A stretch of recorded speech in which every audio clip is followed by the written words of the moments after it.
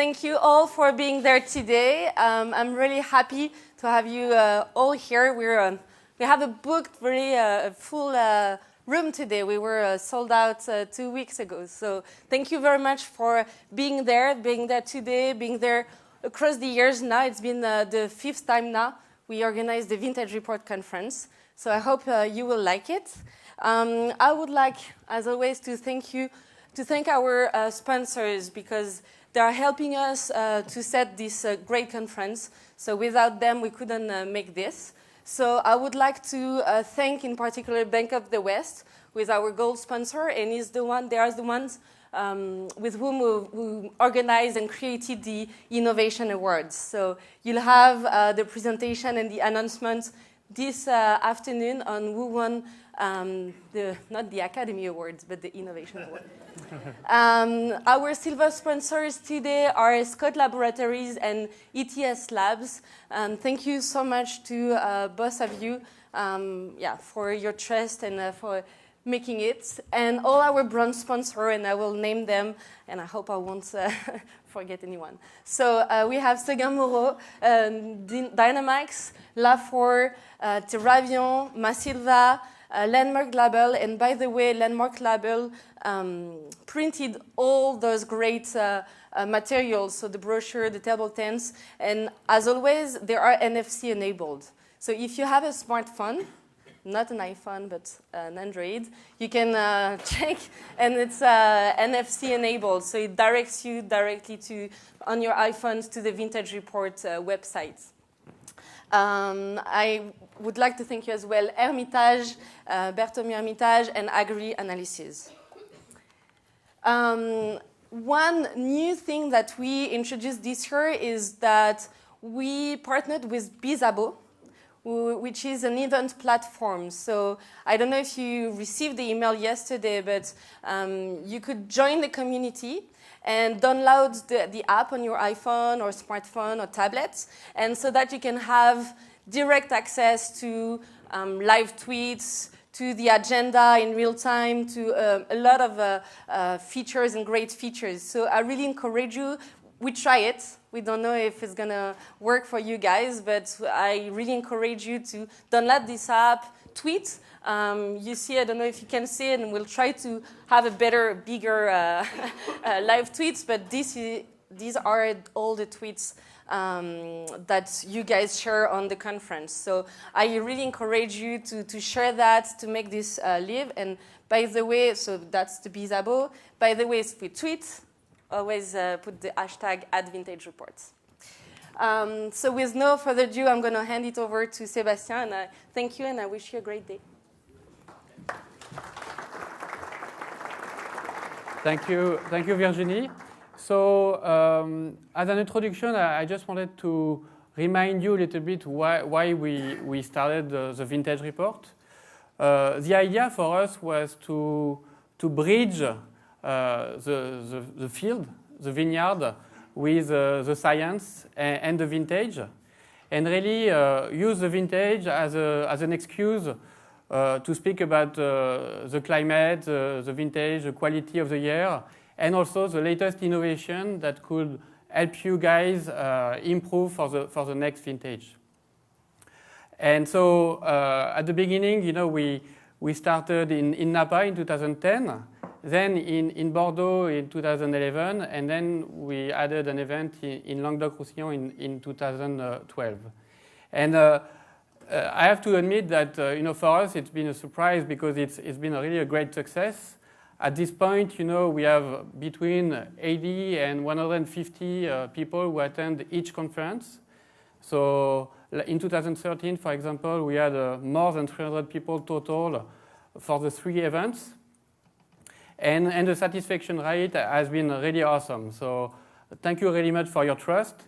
And so with this success, we decided to try to go one step further and try to push a little bit the concept to do something more. And so that's why we, as you probably saw on the website, we really we created a new platform, the VintageReport.com platform.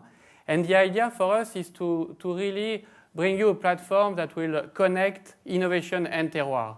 And so at this point, it's still a simple platform where you can register for the event and see what were the agenda in the past, pictures, photos, and stuff. But it is meant to evolve and to include in the future videos of the event, vintage information, and really disseminate the knowledge, disseminate the knowledge so that we can accelerate innovation and promote sustainability. And also, to go in that direction, we decided to add more location. So I'll tell you that this year we're going to add one more location in California, and then in the future, hopefully, we'll add more locations. So at this point, we had the event in Bordeaux in 2014, so in December, and it was very interesting because we had Stéphane de Renoncourt, who is a very famous consultant, obviously, in France and in California, and Jean-Michel Boursicot, who talked about global warming and how we can basically adapt the choice of varietals to move forward. So that was the event in Bordeaux. And then in Narbonne, we'll have an event in March to talk about the 2014 vintage in the south of France. Obviously, we have this event in Napa, and then the last one we're going to add probably in February, March is going to be this event in Paso Robles for the 2014 vintage. So the other thing I wanted to transition to 2014, I wanted to remind you what we talked about in 2013.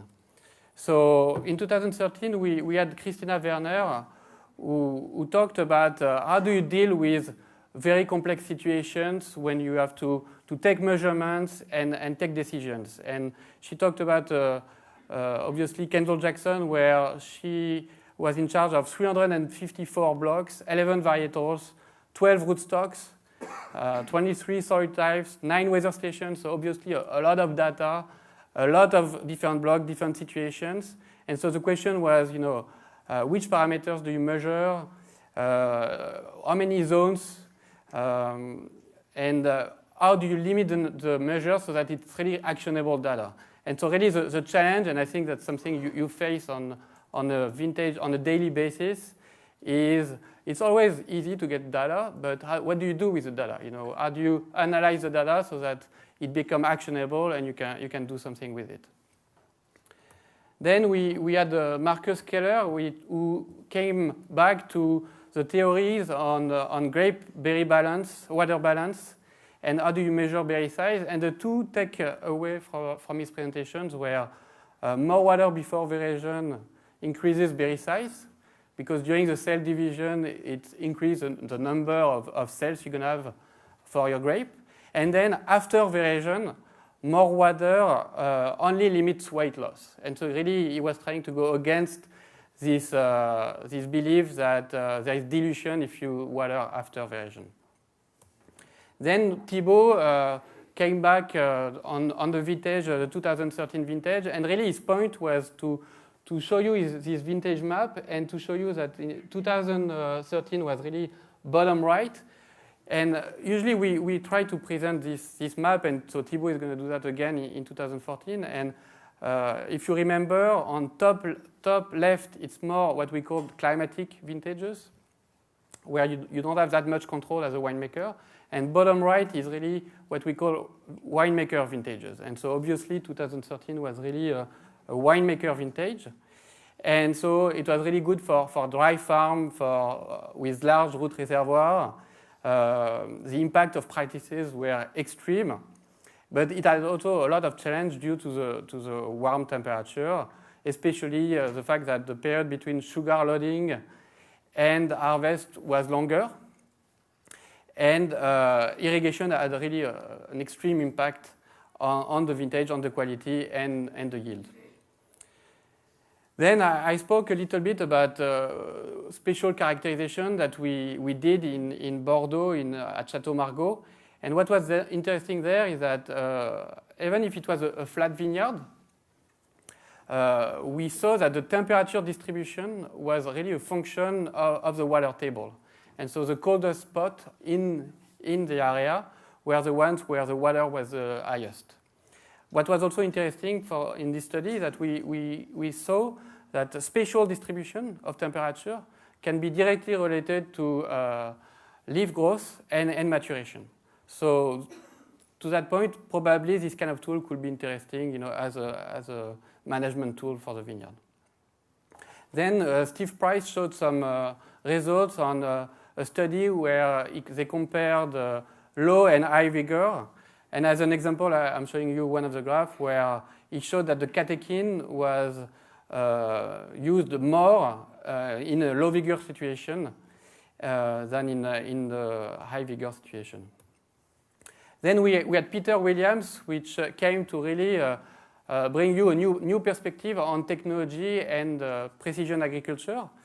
And as always, with this kind of talk, basically what you have to see is that Moore's law is really what's driving our ability to process more information.